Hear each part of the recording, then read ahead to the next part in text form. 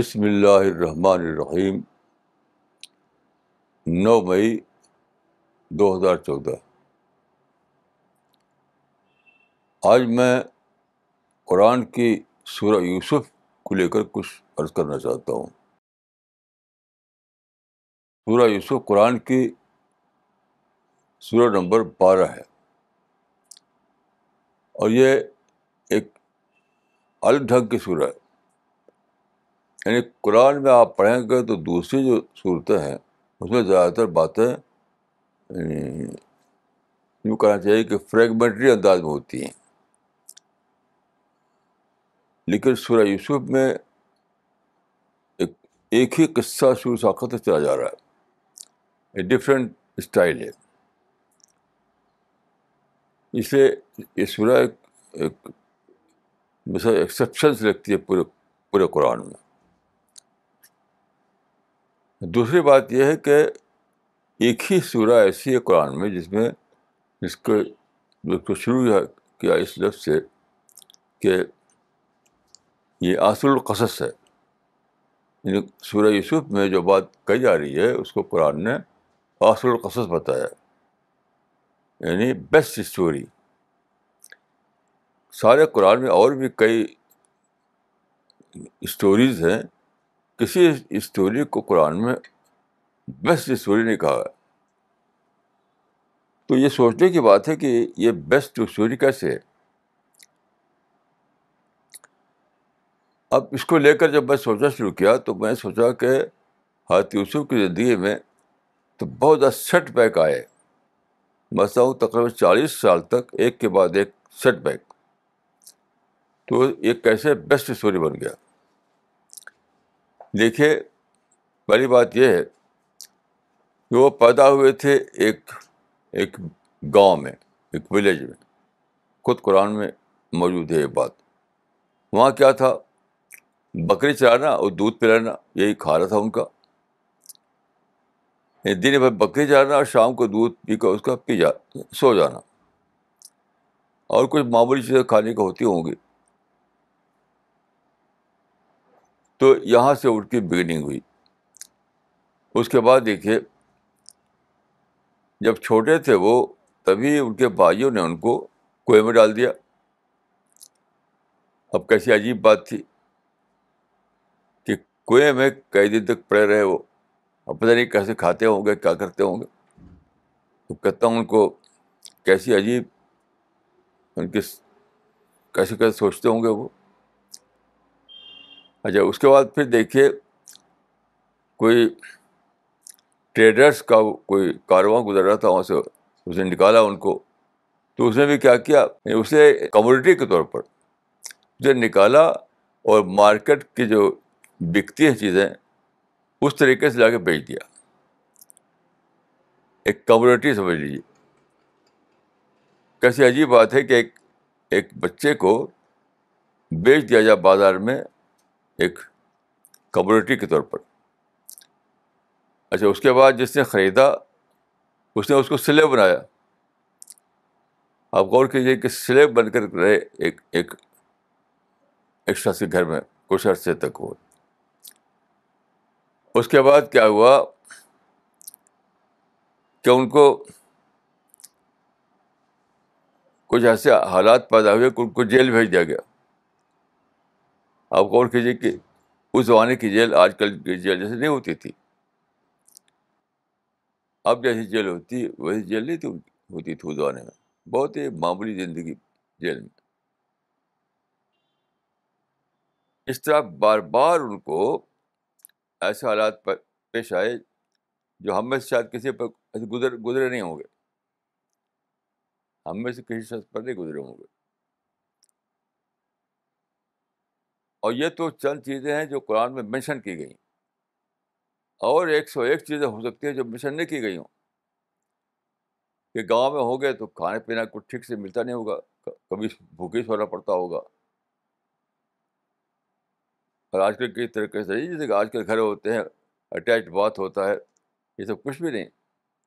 پانی ہوتا ہے، پتہ نہیں کس طریقے سے پانی، کس طرح سے کھانا کا انتظام کرتے ہوں گے، یہ سب تو اس میں مذکور نہیں ہے۔ ایسی یہ بھی مذکور نہیں کہ کنویں میں کیسے گزارا انہوں نے. یعنی تو جنگل ہے، کنواں ہے، کوئی آگے نہ پیچھے، کیسے وہ آتے ہیں، وہ دن گزرے ہوں گے ان کے کنویں میں. پھر جب ان کو بازار میں جا کر ایک بازار کی ایک آئٹم کے طور پر بیچا انہوں نے، تو کیسا دل کا حال ان کا ہوگا کہ میں ایک بازار کا آئٹم بن گیا. آپ سوچیے. پھر جب سلیب بنے تو وہاں بھی کیسے کیسے تجربے ان کو ہوئے ہوں گے. تو کتنے اور بھی باتیں ہیں جو مذکور نہیں ہوئی ہیں، لیکن آپ قیاس کر سکتے ہیں کہ بہت ہی عجیب قسم کے حالات تھے، بار بار ان کو سیٹ بیک ہوا. اس کے باوجود قرآن کہتا ہے کہ وہ اصل القصص تھا، بیسٹ اسٹوری. یہ بہت انوکھی بات ہے. اس کے باوجود وہ بیسٹ اسٹوری. تو اس کا جواب ہم کو ملتا ہے سورہ کے آخر میں. یہ جو سورہ ہے اس کے آخر میں، وَمَن يَتَّقِ وَيَصْبِرْ فَإِنَّ اللَّهَ لَا يُضِيعُ أَجْرَ الْمُحْسِنِينَ. یعنی آخری مرحلے میں وہ بادشاہ کے پاس ان کو لے جایا جاتا ہے، اور بادشاہ ان کو ایک بڑی پوزیشن دے دیتا ہے. آج کل کے زمانے کے لحاظ سے کہنا چاہیے کہ ان کو یعنی فوڈ منسٹر بنا دیتا ہے، فوڈ منسٹر. کیونکہ بادشاہ تخت پر خود تو موجود تھا. وہ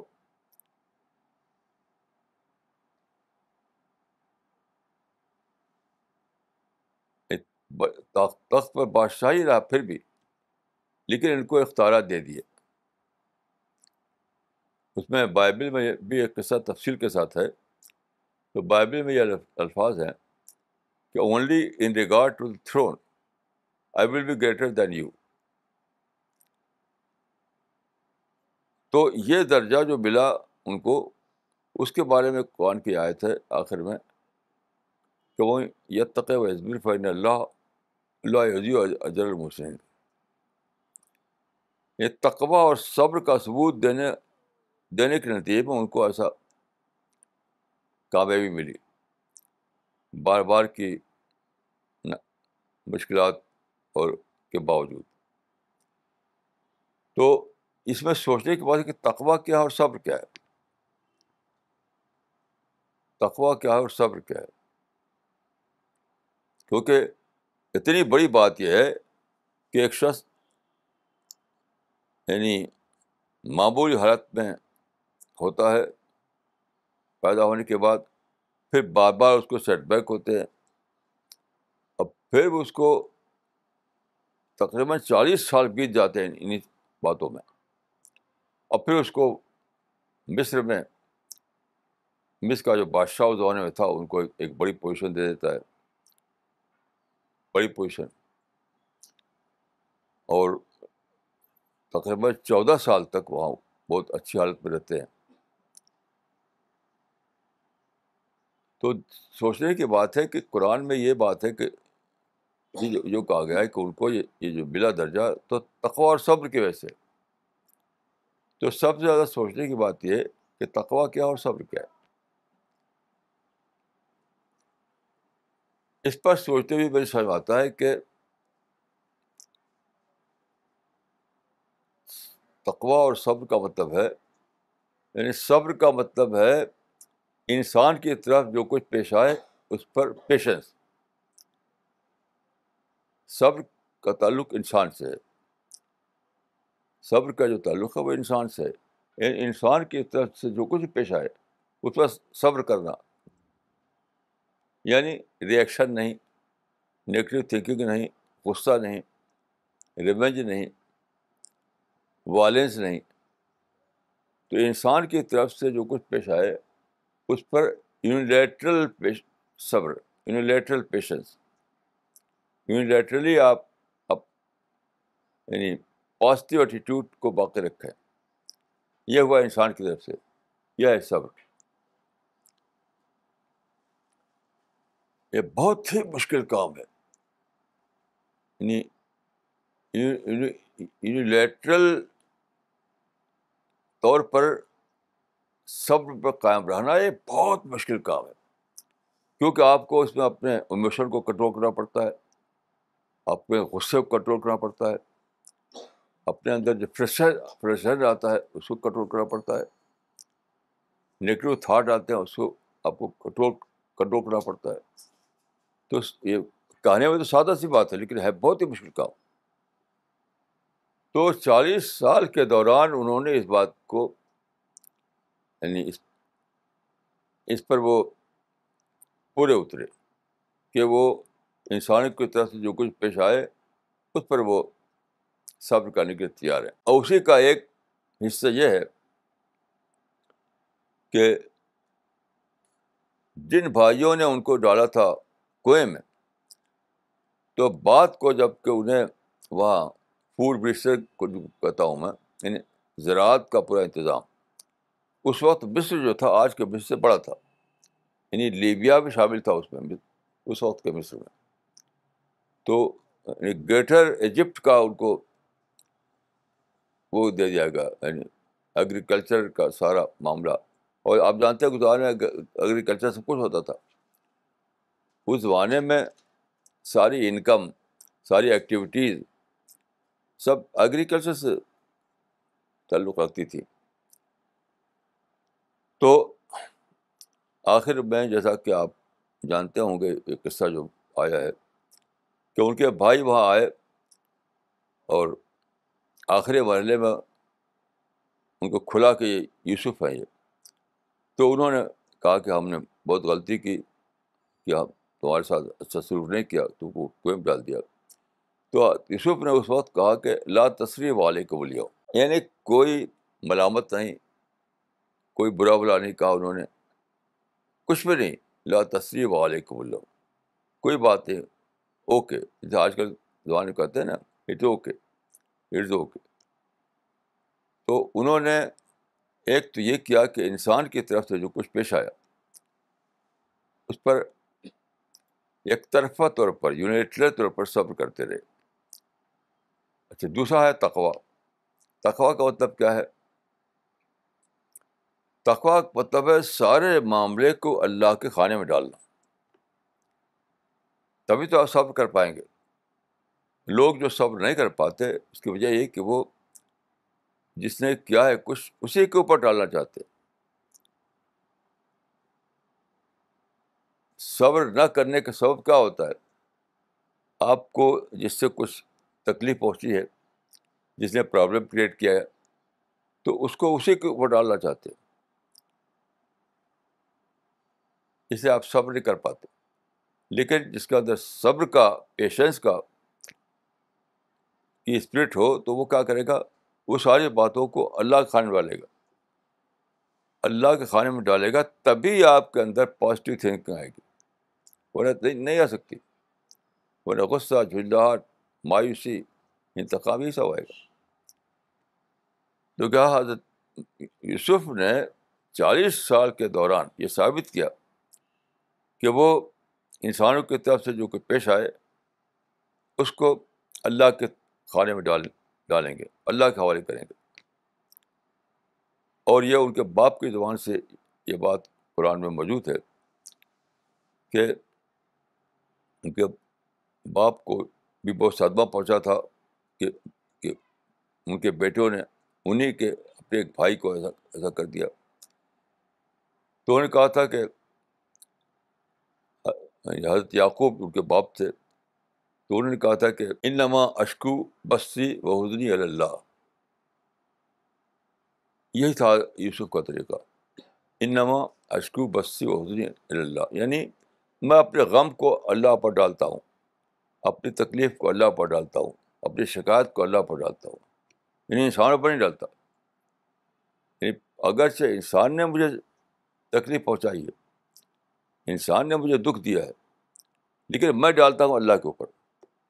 انما اشکو بسی و حزنی الی اللہ، یہ اس کریکٹر کا ایک بہت ہی واضح بیان ہے کہ وہ کریکٹر کیا تھا جو ان کے باپ کے اندر تھا اور بیٹے یوسف کے اندر تھا، کہ انما اشکو بسی و حزنی الی اللہ، کہ جو دکھ مجھے پہنچا انسان کی طرف سے، جو پرابلم کریٹ کیا ہے انسان نے میرے لیے، جو مجھے نقصان ملا ہے انسان کی طرف سے، تو میں اس سب کو اللہ پر ڈالتا ہوں، اللہ پر ڈالتا ہوں. تب یہ ممکن ہوا کہ وہ صبر کر پائے. صبر کا مطلب ہے یعنی ہر حال میں پیسفل مائنڈ کے ساتھ رہنا، ہر حال میں نیگیٹو تھنکنگ سے اپنے کو بچانا، ہر حال میں ریئیکشنس سے اپنے کو دور رکھنا. یہ ہے صبر. تو اب یہ فارمولہ جو ملا اس میں یعنی کامیابی کا، کہ اللہ کے ٹیسٹ میں، یہ اللہ کا ٹیسٹ تھا حضرت یوسف کے لیے. تو ٹیسٹ ہوتا ہے اسی بات کا کہ طرح طرح کے انسان کی طرف سے طرح طرح کے باتیں پیش آئیں گی آپ کو، جیسے ان کو پیش آئیں حضرت یوسف کو. لیکن ان چیزوں پر یہ ٹیسٹ ہوتا ہے کہ آپ خدا دیکھتا ہے آپ کو ٹیسٹ میں ڈال کر، کیا آپ کے اندر یہ بات ہے کہ آپ ریئیکٹ نہ کریں، آپ غصہ نہ کریں، آپ کے اندر ریونج اور انتقام نہ جاگے، آپ کے اندر نگیٹو تھاٹ نہ آئے، آپ کی پازیٹیوٹی برابر قائم رہے. یہ دیکھنا چاہتا ہے اللہ تعالیٰ.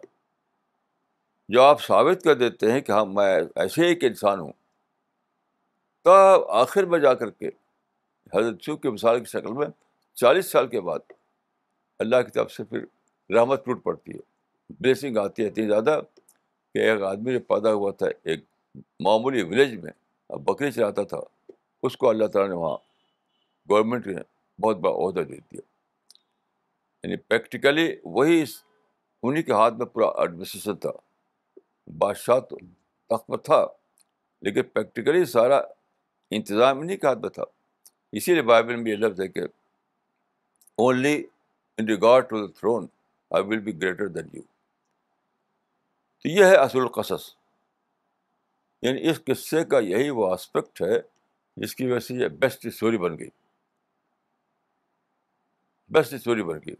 اب دیکھیے اس بیسٹ اسٹوری کے دو اسپیکٹ ہیں، ایک ہے 40 سال سے پہلے کا، ایک ہے 40 سال کے بعد کا. تو 40 سال کے بعد ہی کو اگر آپ لیں تو وہ لینا صحیح نہیں ہوگا. یعنی 40 سال کا جو ٹیسٹ ہے اس میں پورا اترنے کے بعد ہی آپ کو وہ چیز ملتی ہے جو 40 سال کے بعد ملی. تو ایک ہے بلیسنگ، ایک ہے پری بلیسنگ، ایک ہے بلیسنگ، ایک پری بلیسنگ. تو پری بلیسنگ میں جب آپ اسٹینڈ کرتے ہیں اس ٹیسٹ میں، تب آپ کو بلیسنگ آتی ہے اللہ کی طرف سے. تب آپ کی اسٹوری بیسٹ اسٹوری بنتی ہے.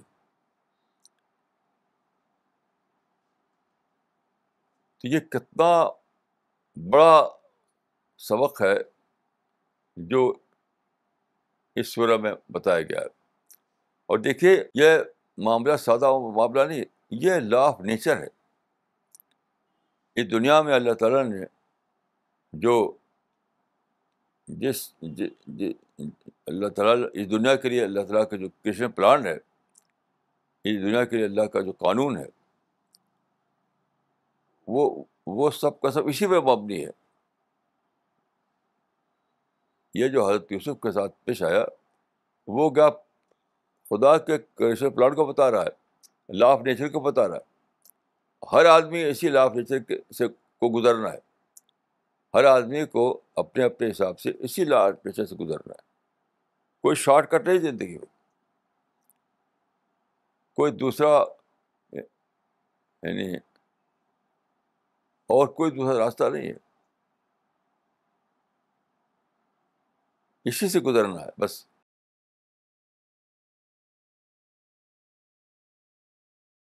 تو یہ بہت ہی امپورٹنٹ بات ہے جو ہر آدمی کو سمجھنا چاہیے.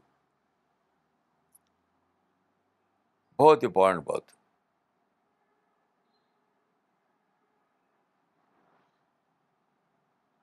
جسے آج کل کے زمانے میں لوگ کوئی شارٹ کٹ ڈھونڈتے ہیں. تو دنیا میں اس بستی سے اس بستی جانے کے لیے کوئی شارٹ کٹ ہوتا ہوگا، لیکن جو لا آف نیچر ہے، جو زندگی کا جو قانون ہے، اس میں کوئی شارٹ کٹ نہیں. اس میں تو یہی پیش آئے گا ہر آدمی کے ساتھ. یا تو آپ اس ٹیسٹ پر اسٹینڈ کریں, یا تو آپ یہ جو ٹیسٹ ہے اس پہ اسٹینڈ کریں, یا نہیں تو پھر اللہ کی بلسنگ سے اپنے کو معروف یعنی پھر اللہ کی بلیسنگ آپ پر نہیں آئے گی. تو آپشن دو میں سے ایک کا ہے, یا تو اللہ کی بلیسنگ ٹیسٹ میں پورا اترے کی شکل میں, نہیں تو ابدی طور پر اللہ کی بلیسنگ سے معروف ہے. کوئی دوسرا شکل نہیں ہے جس سے آپ اللہ کی بلیسنگ کو پا سکیں. ٹیسٹ سے گزرے بغیر آپ کسی کو بھی, جب تک ٹیسٹ میں پورا نہ اترے آدمی, چاہے کوئی پیغمبر ہی کیوں نہ ہو. آپ غور کیجیے, آتے اس میں پیغمبر تھے, پیغمبر کے بیٹے, پیغمبر کے پوتے. کیسی عجیب بات ہے. حضرت ابراہیم کے پوتے تھے وہ, حضرت ابراہیم کے بیٹے تھے یعقوب, ان کے بیٹے تھے یہ. تو یوسف خود پیغمبر, پیغمبر کے بیٹے, پیغمبر کے پوتے. اتنی ساری نسبتیں ان کو حاصل تھی, اتنی ساری نسبتیں, لیکن پھر بھی ان کو اسی ٹیسٹ سے گزرنا پڑا. وہ ایگزمپٹ نہیں کر دیے گئے. ایسا نہیں ہوا کہ اللہ نے کہا کہ بھائی تو پیغمبر کے بیٹے ہیں, پیغمبر کے پوتے ہیں, خود ہی پیغمبر ہیں, انہیں ایگزمپٹ کر دو. ایسا نہیں ہوا.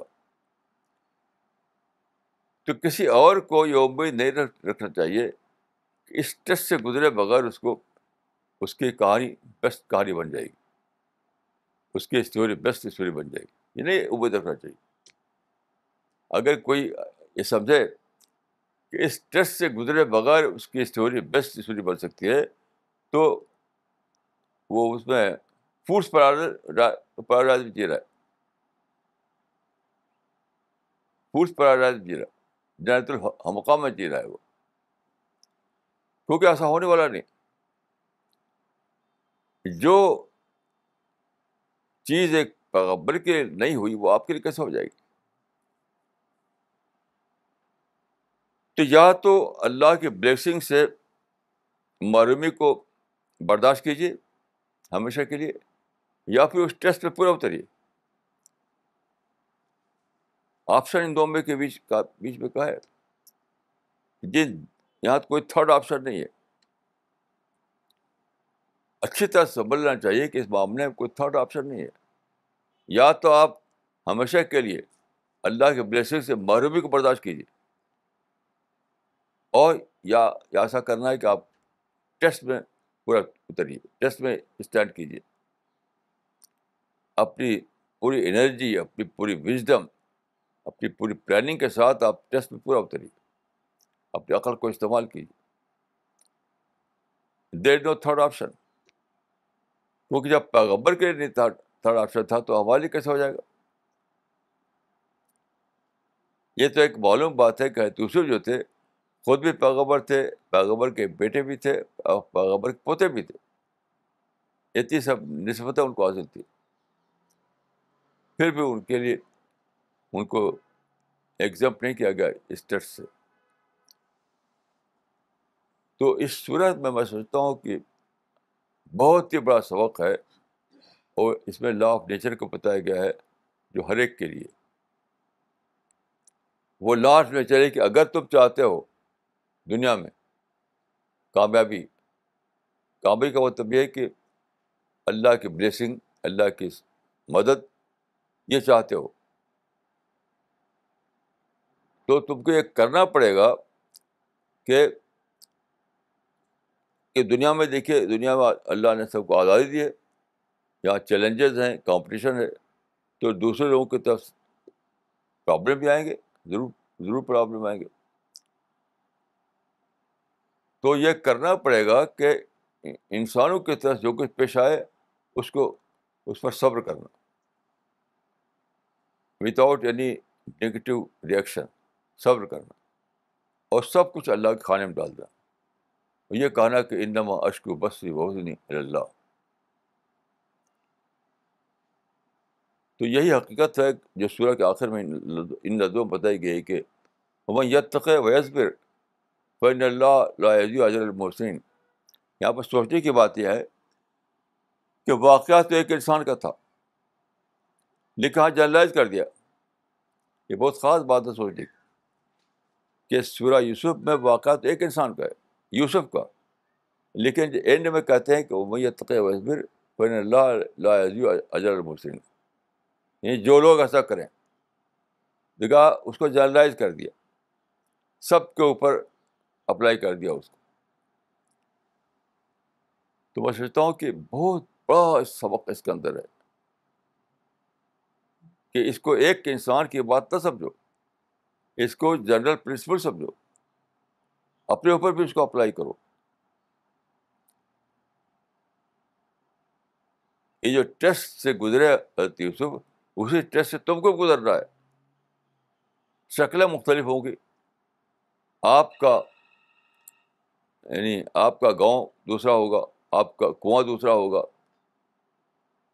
آپ کے جیل دوسرے قسم کے ہوں گے, یعنی یہ سارے مرحلے آپ پر گزریں گے. لیکن لیکن اس کا فارم الگ الگ ہوگا, فارم الگ الگ ہوگا, کیونکہ زمانہ بدلتا رہتا ہے تو فارم بدلتے رہتے ہیں. تو آج بھی آپ کو یہ سب کچھ پیش آئے گا, اگرچہ فارم دوسرا ہوگا. آج کا گاؤں دوسرا ہوگا, آج کا کنواں دوسرا ہوگا, آج کا مارکیٹ دوسرا ہوگا, آج کا جیل دوسرا ہوگا.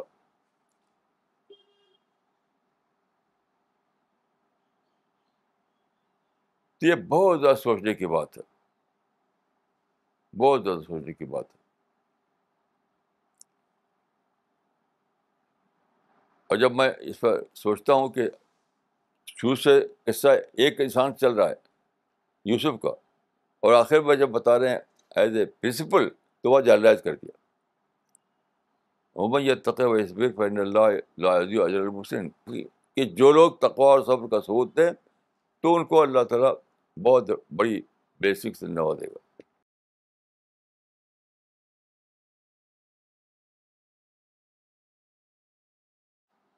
تو قرآن کی اس سورہ میں پرنسپل بھی بتایا گیا ہے, اور اس پرنسپل کا پریکٹیکل فارم بھی بتایا گیا ہے. یعنی جو لا آف نیچر ہے وہ بھی بتایا گیا ہے, اور ساتھ ساتھ اس کا ایک پریکٹیکل جو فارم ہے تاریخ میں, اس کو بھی بتایا گیا ہے, تاکہ انسان ہر پہلو سے اس کو سمجھ سکے, کوئی اس کو ڈاؤٹ نہ رہے, اس معاملے میں کوئی ڈاؤٹ نہ رہے. تو یہ آخر میں جو آیت جو ہے, جنرل ٹرم میں جو آیت آئی ہے آخر میں, وہ بہت ہوپ اس کے اندر ہے, بہت ہوپ. اس کا معنی ہے کہ وہی آپ کو بھی بلیسنگ مل سکتی ہے جو یوسف کو ملی. کیسی عجیب بات ہے. آخر میں جو جنرل ٹرم میں اس کو کہا, تو اس کے معنی یہ ہے کہ وہی بلیسنگ آپ کو مل سکتی ہے جو یوسف کو ملی. لیکن یہاں بھی میں کہوں گا فارم الگ ہوگا. مطلب یہ نہیں کہ آپ کوئی مصر ہوگا, کوئی بادشاہ ہوگا, کوئی وہاں زراعت ہوگی, اور پھر وہاں آپ کو بٹھایا جائے گا کسی گدی پر, ایسا نہیں ہوگا. جس طرح ٹرسٹ کی شکلیں الگ الگ ہوتی ہیں, اس طرح سے بلیسنگ کی شکلیں بھی الگ الگ ہوتی ہیں. آج زمانہ بدلا ہوا ہے, آج ایک نئے دور میں ہم ہیں, تو آج کا حالات میں ٹیسٹ بھی مختلف قسم کا ہوگا, اور آج جو آپ کو ہیلپ اللہ کی آئے گی, جو بلیسنگ آئے گی, وہ بھی الگ ڈھنگ کی ہوگی.